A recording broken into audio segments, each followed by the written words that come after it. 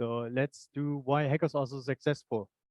During my whole career as a security person or a pen testing or forensic incident response person, I noticed that there are 2 or 3 main reasons why hackers are so successful or the ransomware gangs are so successful. Because the first one is missing patching of systems like uh, Linux, Windows, applications, and so on. And the second one is hardening of all clients and servers. That means if you install an Windows or an Linux per default, it is not secure. You have to apply a secure configuration to this machine. Also, that also includes some stuff for the web application, like input validation and so on. That's for me also hardening of systems.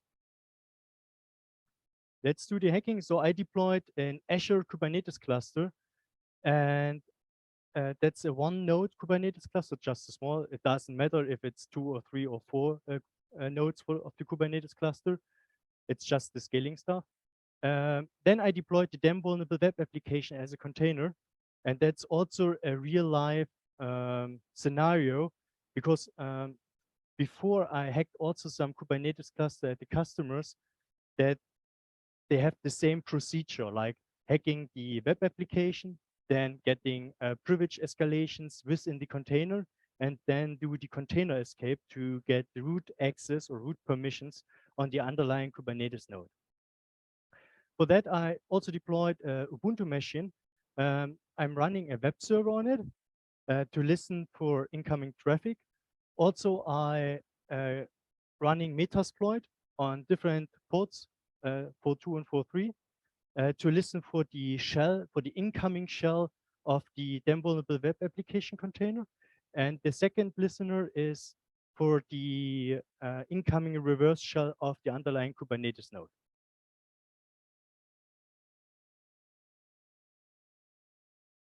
Oh, got it. So what you can see in this console is the underlying Kubernetes node. And also I did the port forwarding because I don't want to expose the DEM vulnerable web application directly to the internet, because it takes 10 minutes, then it's compromised from other hackers. That is the reason why I closed the per firewall rule and just allowed me to access the DEM vulnerable web application. This one here. Then I have another shell. That is the Metasploit configuration to listen for the incoming reverse shell of the container. Then I have the next one. This is the listener, the Metasploit listener or the multi-handler of the incoming reverse shell from the underlying Kubernetes node. And then I have a web server running on port 8001, because I deliver with this web server my attack tools, like the Metapredator reverse shell or other reverse shells. And in the DEM vulnerable web application, there is a vulnerability. It's a command injection or a remote code execution stuff. To verify that, you have just to put a semicolon and ls. That is the, list me the files in this directory. To exploit this, this vulnerability,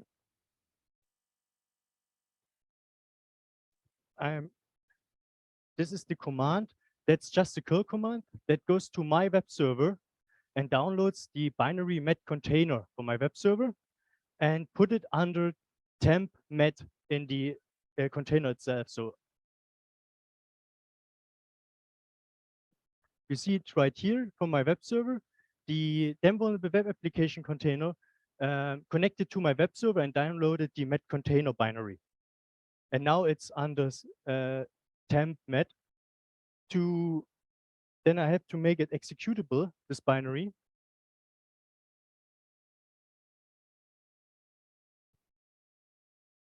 And then execute this binary.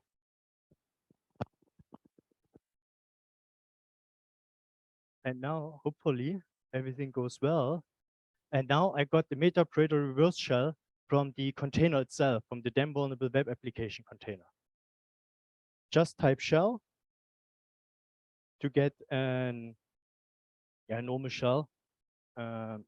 change to the directory. And right now I can show you. I have the permissions of this user www-data. That means I'm an unprivileged user. To perform a container escape, you have to be root within this container. So I need a privilege escalation to gain root rights within this container to perform then the container escape. For that, I precompiled the pawn kit vulnerability. The pawn kit vulnerability was published in January or February this year, and it was a vulnerability. And I wait a second. With this command, I download it from my S3 bucket because that's a C code. I precompiled it for the architecture, and right now I can download it via curl. Make the binary executable again.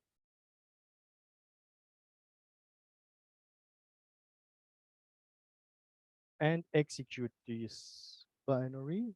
Oopsie. And hopefully I'm root. So that means I gained root permissions within this container. And now I'm able to perform the container escape to compromise the underlying Kubernetes node.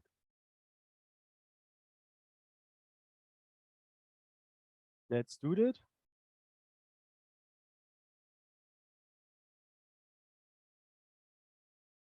So I will describe a little bit the whole commands. At first, I'm mounting the C groups. And via the C groups, I activate the notify on release manager. And this command, because every Docker container lives in var lib docker. And this command is to get the exactly mount point within the var lib docker for my container, because there is the whole file system of the living Docker container. And I save this in the release agent, and I add a little bit, you see proc mounts and CMD. And CMD I use to inject my commands. The CMD is just a shell script. So I include the shebang. Then I include in the CMD shell script another curl command that downloads from my web server the met host, the next binary, and put it under temp met. Then I make this binary executable again, and then I execute this. And my whole CMD shell script, I make it executable. And to trigger the C group release manager, I have to put $$ in the C group, and then the C group loads my CMD shell, the underlying Kubernetes host, and execute the CMD bash shell script. And you see it here that the underlying host was connecting to my web server and downloaded the met host binary. And now here you see the incoming shell because it was executed. Just to verify, don't trust an ex-hacker.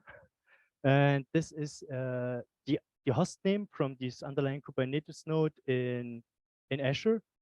Let's verify that. 170. It's 170. It's the same underlying Kubernetes host. So that means that is really a live scenario. I hacked many Kubernetes clusters in this way. There are also other possibilities to hack a Kubernetes cluster, like via the service accounts that are mounted in the container, and to compromise that. So right now I have root access on the underlying Kubernetes host, because the Docker agent is per default, or the Docker daemon is per default running as root on this underlying host. That means if you compromise this one, you're already root. You don't have to do, or you don't have to perform a privilege escalation. So what else? Yeah, let's compromise.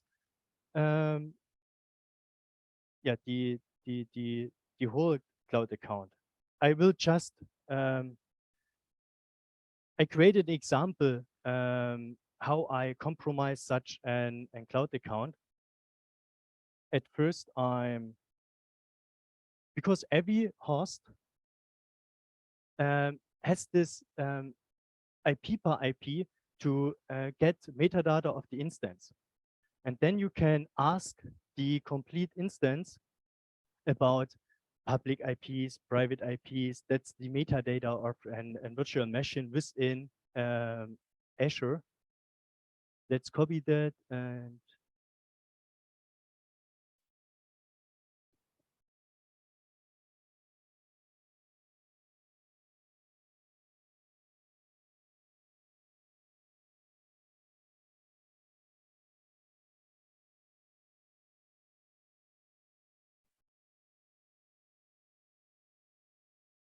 because that's the metadata of this virtual machine.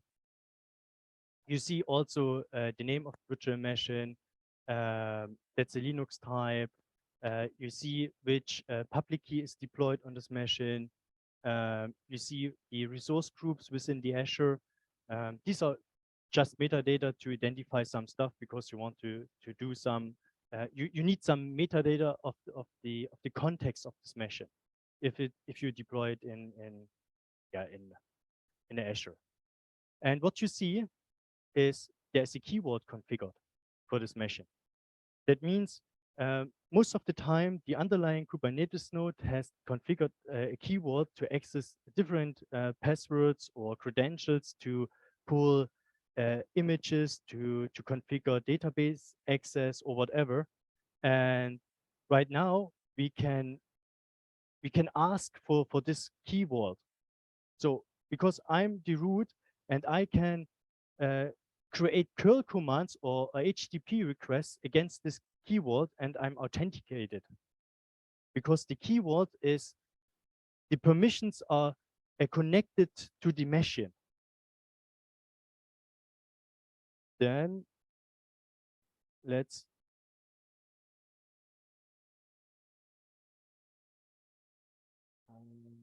put it, oops. Yeah, okay, that's fine.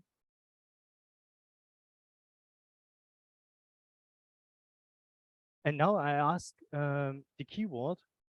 I can show you the command a little bit better.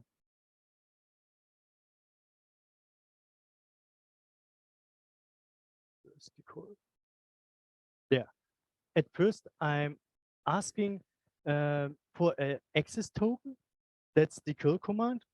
You just because that's the internal Azure API, and there you're asking for the token to authenticate against the keyword, and then I use this token, the access token, to create a curl request against the keyword itself, and then I get a private key back.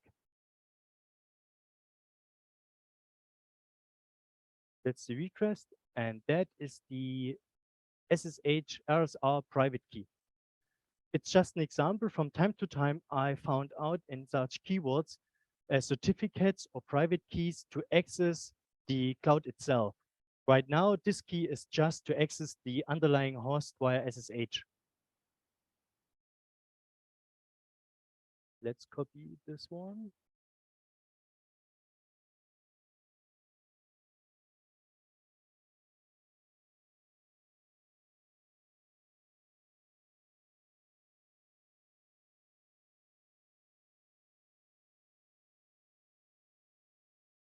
And because I have to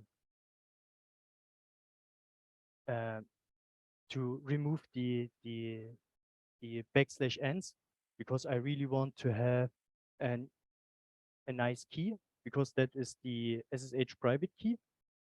Change the access rights, because I want to use that.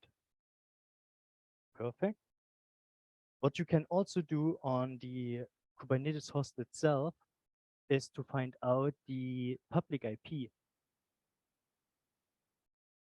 Oh, no, that's the wrong. Wait a second. And this is the public IP. of the underlying host.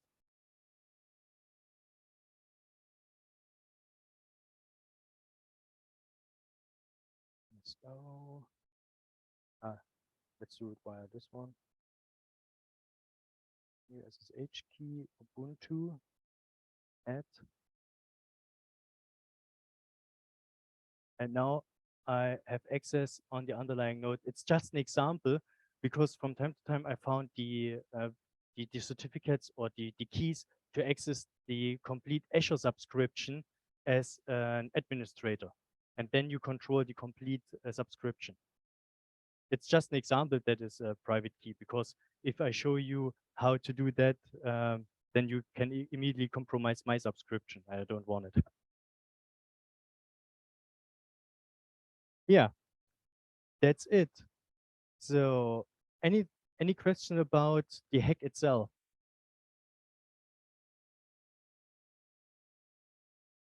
Oh, okay.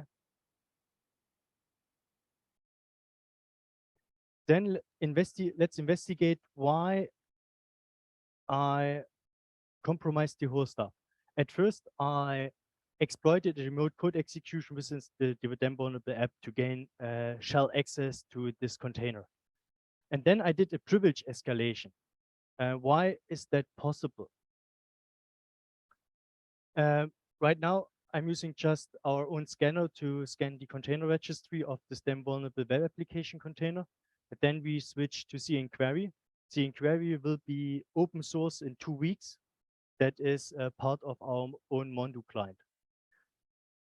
But CInquiry is not able to scan and complete container for vulnerabilities, so the package vulnerabilities. That is the reason why I use right now Mondoo for that. What happens? The Mondoo client on my system downloads the container from this Docker registry and investigate it offline. So the wait a second.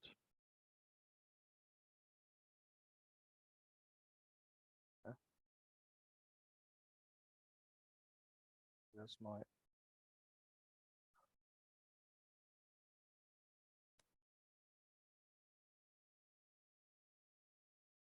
here we go. Mondoo examinates the vulnerabilities from the offline image, so the Docker container is not running. And why I was able to gain privilege escalation or to gain root rights is this package, because the policy kit was not up to date and there was a vulnerability. You see also the score.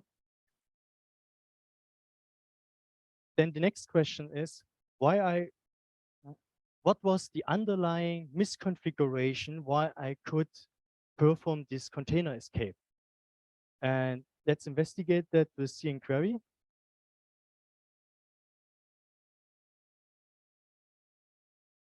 Right now, I did an CInquiry shell to the Kubernetes manifest of the then vulnerable web application. And right now, I can ask in this shell, please, or Kubernetes, please give me every information about the deployment itself. And if you scroll a little bit up, you will see the security context is privileged true. That means the then vulnerable web application container was deployed via privileges, or it's a privileged container. That is the reason why you were able to mount the underlying C groups and perform some commands on the underlying Kubernetes host. Then just to show you the manifest, that is the Kubernetes manifest. And there you find the configuration of the privileged container. Okay, but also you can ask your complete Kubernetes cluster about what is running actually in the Kubernetes cluster. Get pods, is it working? Yeah, perfect. Then I create also a CInquiry shell against my live Kubernetes cluster in Azure. And also I can ask some stuff like Kubernetes please give me all pods and all the information about the pods. Then CN query iterates through the complete Kubernetes cluster and listen me all the pods that are running. But we want to investigate a special one, like our damn vulnerable web application. Labels app. Let's search for this one. Damn vulnerable web app.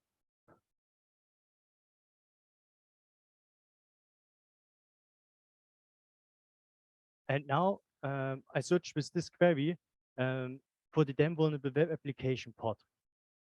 And I get also the whole configuration of this pod and also which container is running and the metadata and so on.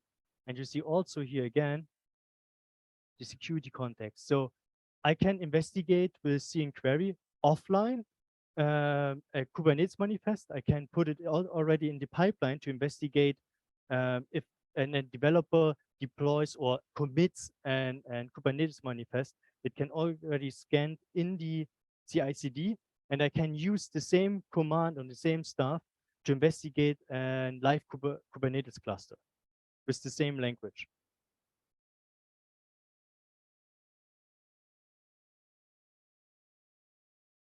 So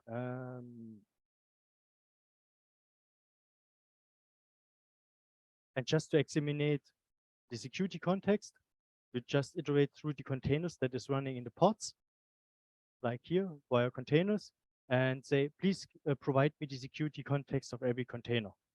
The damn vulnerable web application is just one pod, one container, but in a pod, it's possible to run multiple containers. What we are missing right now is the Azure subscription. With CN query, I can also connect against the Azure subscription and to get also in shell and query for running stuff. No, come on. Nice. And also their CN query is aware of all the Azure resources. And then I can iterate through all VMs that are deployed in Azure. So I'm able to investigate with CN query the container itself, the manifest, the Kubernetes cluster, the underlying Kubernetes node. And you can also investigate like VMware, Linux, Windows, whatever, so that you have a full stack security tool to query your infrastructure.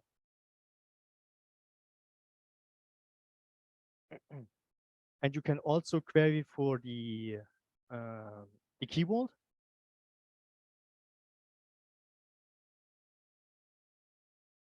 And here you have the key vault and the whole configuration. And that you see, yeah, it's also the permissions, it's create, get list, and yeah, which tenant and which node is attached to this key vault that it can be queried via this node. Yeah, that's it. Pretty easy, isn't it?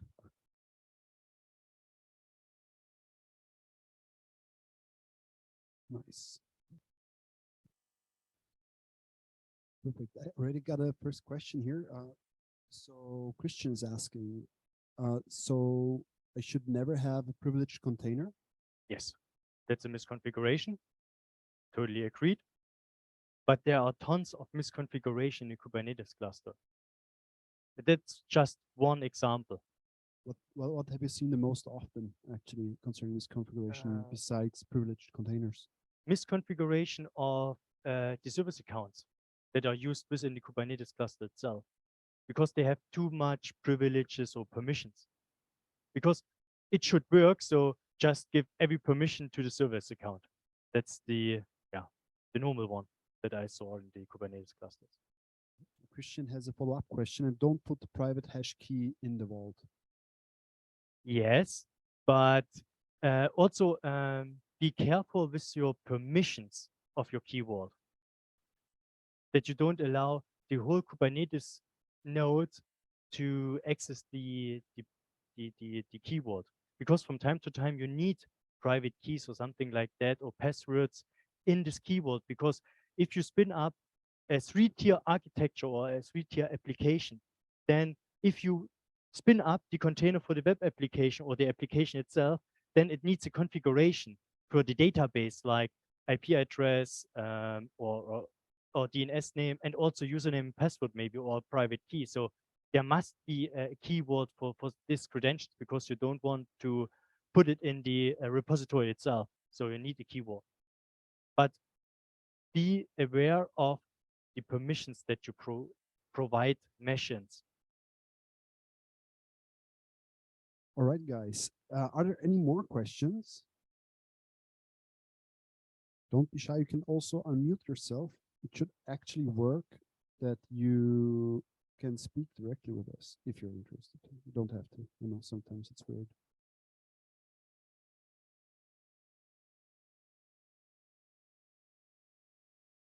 Whoa.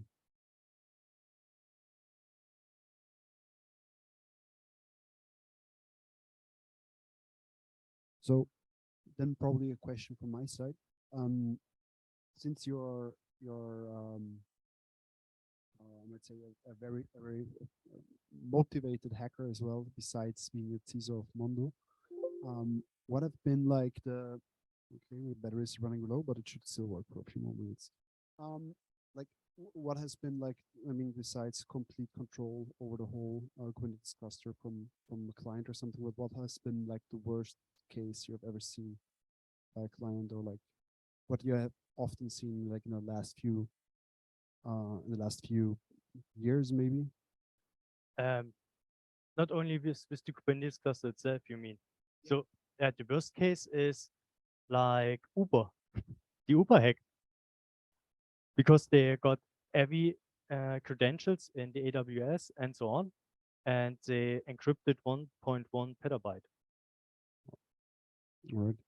So yeah, domain admin, it's also the worst thing, because if you are a domain admin, you are god of the infrastructure.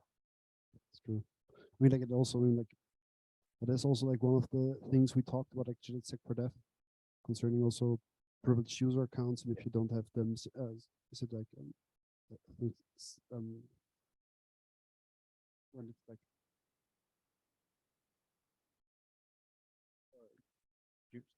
do you mean the administrator of your cloud account or whatever? Yeah, no, well, also like that they don't have a directly access over online probably, or have it over a special VPN. Yeah, and also that you have a multi-factor authentication in place. I mean, like, okay, that's like the basic thing. Yeah, but yeah, it's still, it's pretty often. It always runs down to that. I mean, like we were looking for a few applications concerning customer relationship management, for example, and there it's still, I mean, like we have 2022, and like things like two-factor authentication is another feature. So actually, security is a feature, and then you have to pay at least half more per user, per license, if you want to buy a secure CRM system. Yeah. And that in 2022, and that's like hilarious, an idea to see like security as a feature and not like as a ground component of an application. I mean, I won't buy a car if there's not an airbag inside. So why I can't be the same with some basic feature concerning software. Yes, Antonio is also asking if the recording is going to be available. Yes, it's going to be available. It's going to be on YouTube for sure. So don't worry for that. And also, we will also share Patrick's contact information. So if you have questions concerning other hacks, security issues also, or if you want to know more about Mondoo and the awesome company Patrick is working for, please don't hesitate to contact him. Also, if you have more questions, please don't hesitate to ask. Maybe, Fabian has a question. Hello. So before you said that there are tons of misconfigurations in a Kubernetes cluster, and I wanted to ask, is there a reason for that? Like, is it hard to get the configuration right? Are there not good resources so that you can inform yourself on what is the right configuration? Could you talk a little bit about that? Yeah. Kubernetes consists of a ton of small services like Etsy, Postgres, whatever. And every component in the Kubernetes cluster has to be secured or to apply an hardened configuration. And it starts already on the permissions of the configuration files.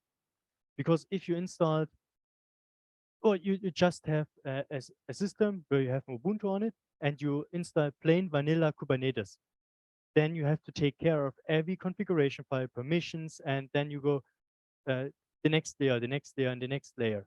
If you consume like an Azure Kubernetes cluster or something like that, it has a good basis or a good basic stuff applied, but you still have to configure some stuff within this Kubernetes cluster. Like you apply, okay, it's deprecated.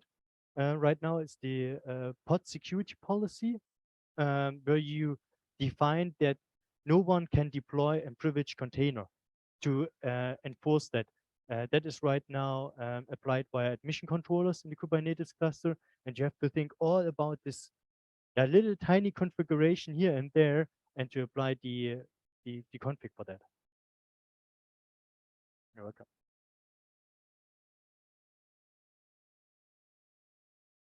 There's another question. What are the default network security groups for AKS? So Azure Kubernetes, no, was it Azure Kubernetes? It's an Azure. AKS? No, that's an Azure Kubernetes. Azure Kubernetes services, I think he meant. Or is it true? Yeah. So the question is, so this was an AKS, right? That you had running. Yes. An Azure Kubernetes service, right? And I was just wondering what is the default like ingress egress that can you deploy it in a way that basically your reverse shells that you showed us that they just wouldn't work? Yeah, but you have to apply the security groups by yourself, because from the default, it's allowed, every traffic from the Kubernetes cluster to the internet is allowed. So you have to apply the security groups by yourself. Okay. Thanks. Also, the Terraform template is available about this hack. Wait a second.